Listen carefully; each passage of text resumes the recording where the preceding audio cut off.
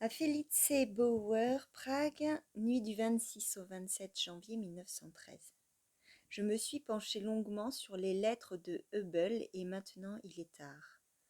Voilà un homme qui savait supporter la douleur et exprimer la vérité parce que justement il se sentait bien soutenu au plus profond de lui-même.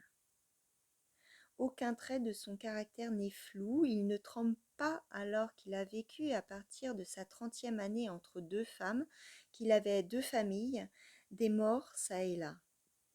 Il pouvait encore et toujours commencer la recension de ce qu'il avait fait par les mots « Si la tranquillité de la conscience est à l'épreuve de l'action ».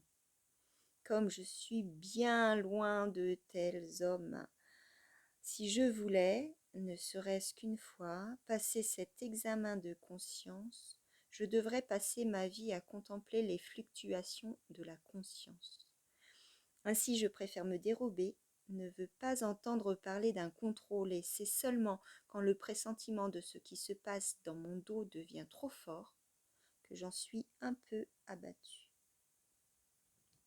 Bien sûr, en conséquence, je suis partout le coupable, même dans mon attitude à l'égard de Max.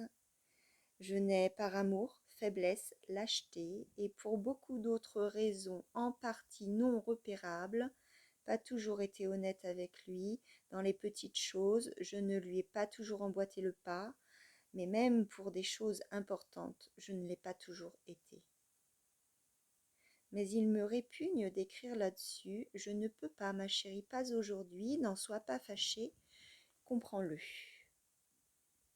Mais tu ne dois vraiment pas te faire de soucis à propos de notre relation mutuelle.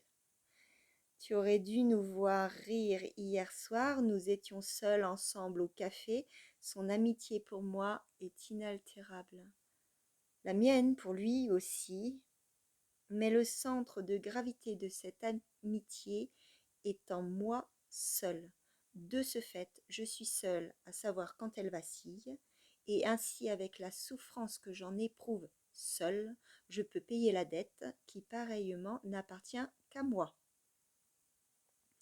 La remarque de Max que je t'ai envoyée et qui t'a créé du souci était faite en passant, de même qu'il a l'habitude de dire bien des choses qui en fait ne le concernent absolument pas, sans réfléchir ni éprouver un sentiment durable de responsabilité. Tu ne le connais pas assez et tu ne connais pas assez mon écriture excessive et mal contrôlée. Et tu t'en effraies. Ah, c'est à moi qu'il reviendrait par des baisers de dissiper l'effroi que j'ai causé. Franz.